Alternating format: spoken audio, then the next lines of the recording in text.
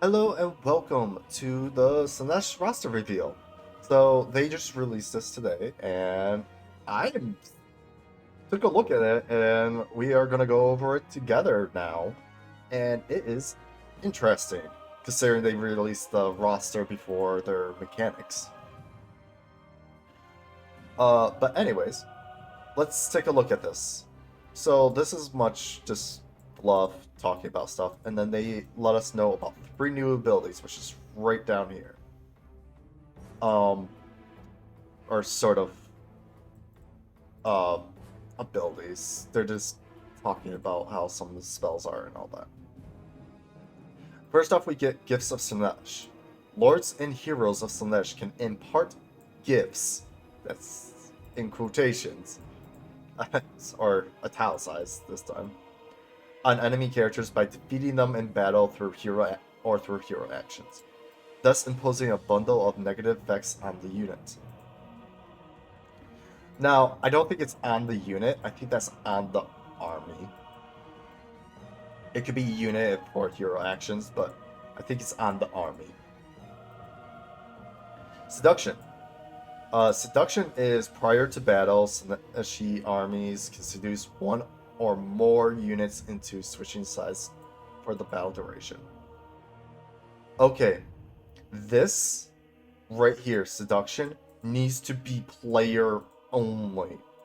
It is going to be awful if the AI just gets this for free. If the AI gets to do this, it's very unfair in the player's favor. Not in the player's favor, I should say. It is the AI's favor. If legitly, Slaanesh might be the pain in the ass race because of this. And let me put in perspective. You could have a balanced army, completely balanced, or you can have it like completely unbalanced. So you have archers, or say you're high elves. Actually, let's say if you're Empire, both of your storm batteries get taken by Slaanesh. You will not get those back, and you will be dealing damage to them until the end of the battle. That is shit. Let's say another situation. You have two demographic knights in your army, and the rest are range and all that, and those demographic knights are supposed to be like going around harassing. Yeah, no, Slaanesh just takes both of them. Now you lose that, your army is going to get wrecked by demographic knights. Or you're going to wreck your demographic knights. This needs to be player only. This cannot be AI. They need to actually finally go into their game and say, no, AI does not get seduction. Because the AI gets everything else we do in the regular game in too. Like they get all the mechanics we do, along with some extra stuff. Now let's go to devotees.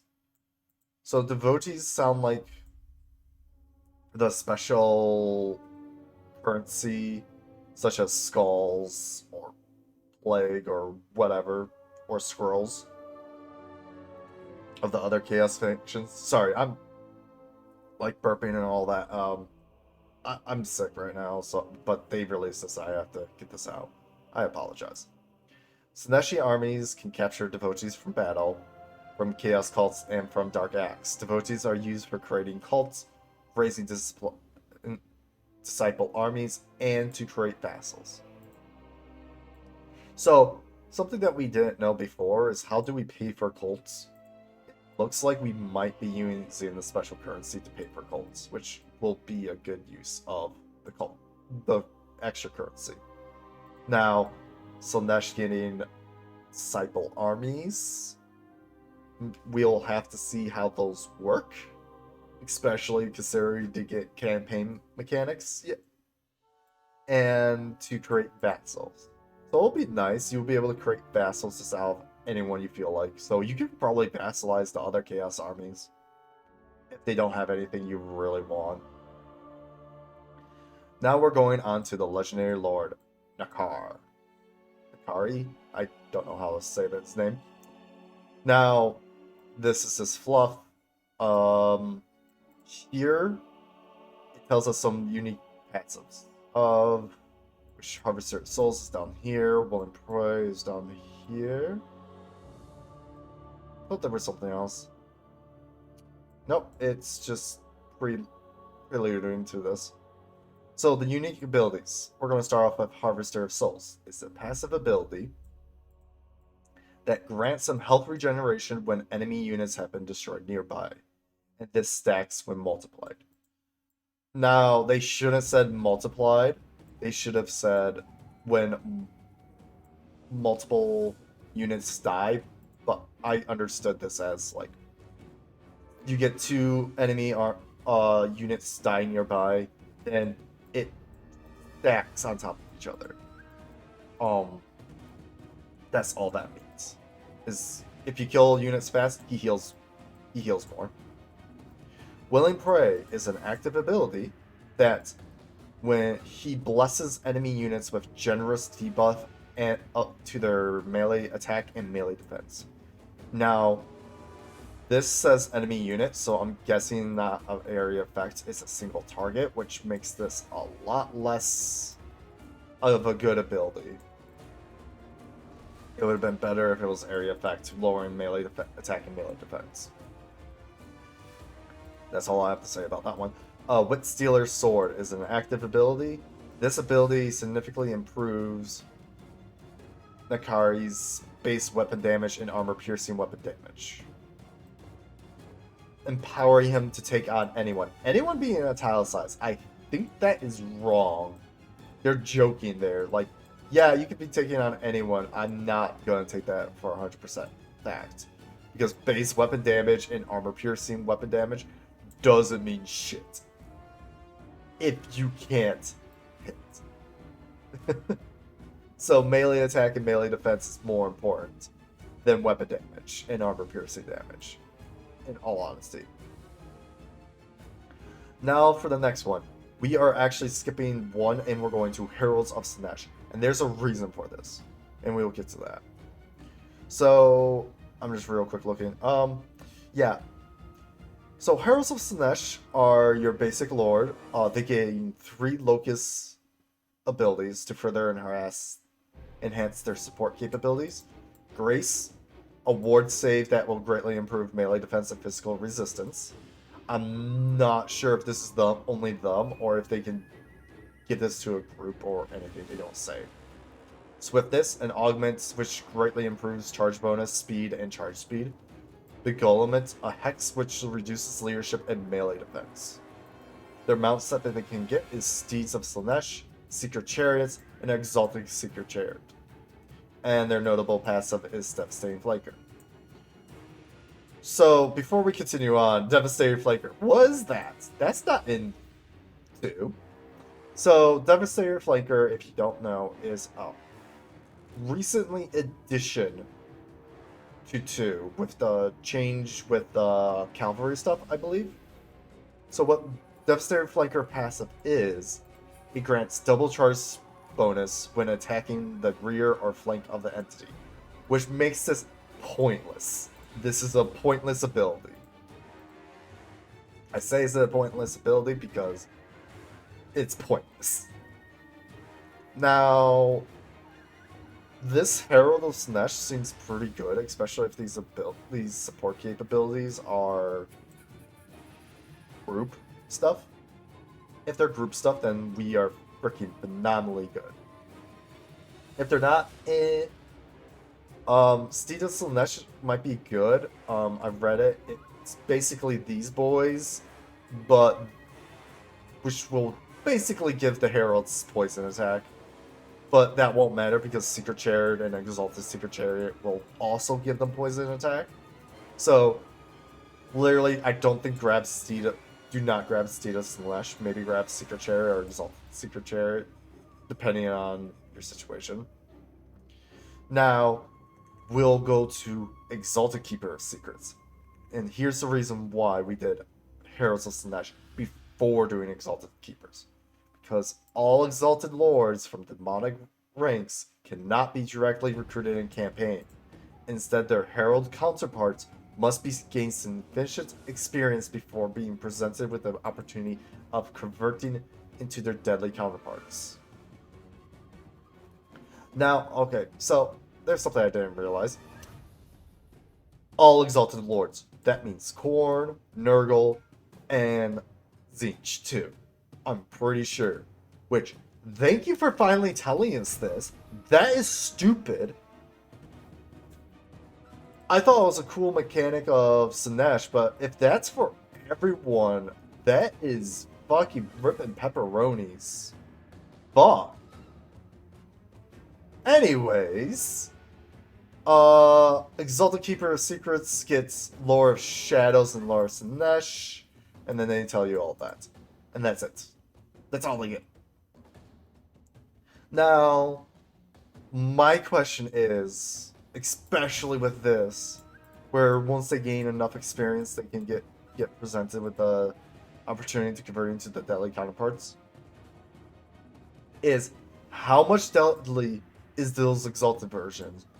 And what is the freaking, like, how does this work? Because do they get to like rank 10 and then they get the choice? And then they change over and these guys are still rank 10? Or do we go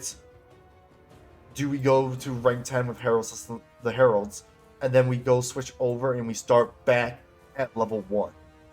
If so, Exalted Keepers are useless. Exalted anything is pretty much useless. You have to weigh it. Heralds will be 10 times... These Heralds of Slaanesh are 10 times better than. Because we'll go into here Slaaneshi heroes, the Allurus. Guess what the Allurus does? Oh, they get freaking... Where is it? They get both Lore of Shadows and Slaanesh. Making it so, hey, guess what? Just grab a fucking hero and keep these fucking heralds. Because, Exalted don't matter. Like, yeah, they're more deadly, but not that much when you got a freaking hero to do the spells. And especially since they get Steed of Slaanesh, Secret Chariot, Exalted Secret Chariot, and Devastating Flagrant, which also, they get alongside access to the same Locust abilities that further enhance their support capabilities. So Slaanesh heroes, the Allurus, is just the Herald of Snatch and the Exalted Keeper, but better. And so, really, I'm looking at this. I would do Heralds of Snatch, throw them on an Exalted Secret Chariot, go fucking crazy. Have a Allurus in the army, go freaking crazy, because those Locust abilities will be working 10 times better than one unit that's able to do a lot of waping up, unless they get major reductions on these spells. Spell cost. So, then we got Cultists of Slaanesh as another hero. Sorry, I'm getting a little mad, because that's a little... This is a little bit irritating. This is when they add stuff after the fact. It's like, this needed to be in on fucking Tzeentch when you first introduced Exalted Lords and told us about Exalted Lords. Do not place it in after the fact. Anyways, Cultists of Slaanesh. So, Cultists of Slaanesh is not that big of a deal. They can be used to do clandestine operations, which establish one of 4 Slaaneshi cults: a Salon, Altir, Parlor, and Death. Which we don't know what they do exactly, but I can give a guess. That probably gives you devotees. Oh, oops, sorry. Devotees. That gives you more devotees on a certain factor. This increases corruption in the area or whatever. And then will blow up and then give you a bunch of devotees and maybe an army or something. Other characteristics about them: they have access to several active abilities, further enhancing their battle prowess, including Torment Blade, Pendant of Slaanesh, Deadly Onslaught, and Gates of Slaanesh. Don't know what Gate of Slaanesh or Pendant of Slaanesh is, but we do know about Torment Blade and Deadly Onslaught, which is alright abilities. They get a mount of a Chaos Steed. You might want to place them on a Chaos Steed just so that they can keep up with the army, but that is basically it. They also get Devastating Flanker, which is whatever. But I would have wanted them with one of these boys. That would have been cool. Slaanesh Steed. That would have been cool. But nope, they get Chaos Steeds, which sucks. Okay, and we go instantly into Calvary and Chariots. Because these guys are zoomers. They zoom all over the place. So we have Secrets of Slaanesh and Heart Secrets of Slaanesh. They are basically these mounts, I guess. They're just the mounts. Which, okay. And we get to know an ability that they have, which is called Heart Seeker. And this is for the elite squadrons of... led by demon officers known as Heart Seekers. So there's like a special unit or something. No, it's the regular... It's the upgraded version of the Seekers. Sorry, I'm like getting confused here. Heart Seekers have Soul Sense passive, which provides... Actually, no. Soul Sense is a ability that increases armor piercing and melee attack capability, which sounds really good, and we'll see how it is. But Heart Seekers come with within a range of enemy units with... it activates. Okay, yeah, so Soul Sense activates and gives you more armor piercing and melee attack when an enemy's morale is wavering or lowered. Which, sounds good, but it could be finicky. They get poisonous attack, which is good. And you will see as a theme for all these guys, they all get poisonous attack. And they get Devastating Flanker and Vanguard deployments. So we're zooming with these Vanguard deployments. Hellstriders of Slaanesh, Spears and Hellscorch. Now, they get a special, they're early tier, they say, Calvary. They get a special ability called Soul Hunters, which increase damage resistance, leadership, and charge bonus with each kill made by the unit. So this could be pretty good unit. We'll have to see. It's available in 2 variants, Spears and Whips, or Hellscorches if you want to call them that. Flex Poison, of course, because they're mounted on these boys. They're the Slaanesh's only shielded cavalry unit, and they get Vanguard deployments. So they don't even get Devastating Flanker, so that kind of sucks. Exalted Secret Chariot. Man, they're throwing this all around. Sorry, I didn't expect to see the Secret Chariot. I thought it was Secret Chariots were first. So, literally, they're a single entity unit designed to crush into enemy lines, inflicts poisonous attacks upon the enemy. They get Devastating Vigor, or Perfect Vigor, and Devastating Flanker. So, sounds like a good unit. Too bad they don't have healing. Secret Chariots. Basically the same thing as the Exalted, but smaller.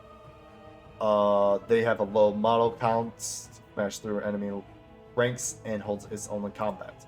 This is a lie. I highly doubt they can hold their own in combat, but smashing into enemies will make them a lot better in combat, especially with this poisonous attack. And they get Devastating Flick. Cool. Hellflayers. Hellflayers sound like a very top tier special units. They have a bunch of flavor text here. Not much to do with anything. But the Hellflayers get Devastating Flanker, Soul Scent, and Poisonous Attack. So these are good to throw into an enemy who's wavering a little bit because they'll just increase their damage. Now Slaanesh Infantry. Yeah, see, they mix it all up. Slaanesh infantry should have been at the top. Whatever. We got the Chaos Furies, which whatever. They're devastating flanker, vanguard deployment, and can fly. Whoopee. We see the harpies. Cool. Marauders of Slaanesh, spears, swords, and hell scourges. These are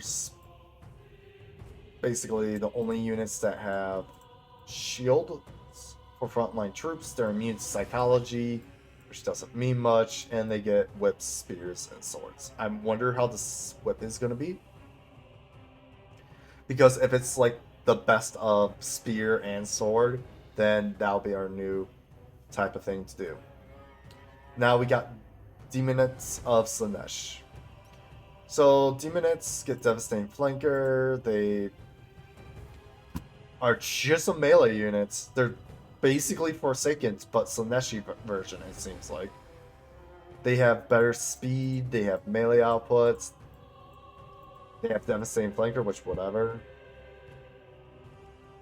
And then we get the exalted Demonites of Slaanesh, which are just better than those Demonites in every way. They get devastating flankers, soul sense, and then they tell us like they're proficient in every way possible to the average Demonites. Now we get Slaaneshi monsters and beasts. Keepers of Secrets. Keepers of Secrets are pretty cool. They look like. They only have 2 access to 2 spells. They have Lash of Slaanesh and Acquiescence. I can't remember what Acquiescence is actually, and if this uses mana, I would probably hate it. I hope it's like Hero Titans where they don't use mana, I think. It's just nice other abilities. They are unparalleled mix of speed, weapon strength, making it capable to taking down the most any foe. Weapon strength doesn't matter if you can't hit them. Notable passives is Devastating Flanker, Blissful Rapture, and Strider. Really nice that they have Strider. Have no idea what Blissful Rapture is. Actually don't. Then we got Beings of Slaanesh. These guys are interesting. When attacking, they emit a musk that lowers enemies' melee defense and melee attack, which sounds really good. Their extreme speed and deadly flanker passive ability make them ideal choice for hit and run tactics. No, man. Depending on their animations, they're gonna stay in there because they release a musk that lowers melee defense and melee attack. These guys are awesome. Do that on top of all the other stuff. I wouldn't be surprised if Slaanesh is able to like drop people's melee attack and melee defense to 0. And we have Soul Grinders of Slaanesh. Woo! They're like all other Soul Grinders. They have Terror, highly resistant to physical attacks, armed with huge razor sharp claws, great armor piercing damage. Woo! And it looks like they still have their range attack. So yeah, that's it. Only thing to note on top of that is that they place in other characteristics. A low model count and lack of defense makes it this tricky unit. No, this is his spawns. Is this another unit? This is another unit. What the fuck? There's no picture for it. Huh? Oh, they're just chaos spawns. Okay, yeah, okay. That's usually up further. They rushed this one. But anyways, they're powerful blows, ferocity, blah blah blah blah blah blah. Okay, so they're just chaos spawn. Okay. That's fine. So yeah, that's Slaanesh.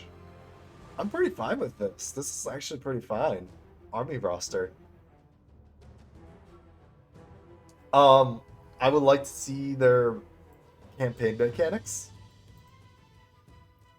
in that more than what we see here and them telling us, like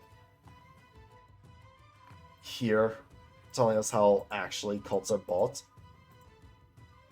So it's interesting. I do want to say thank you for whoever wrote this for actually giving these bullet points. Actually, do not making them have a bullet point where it just is fluff.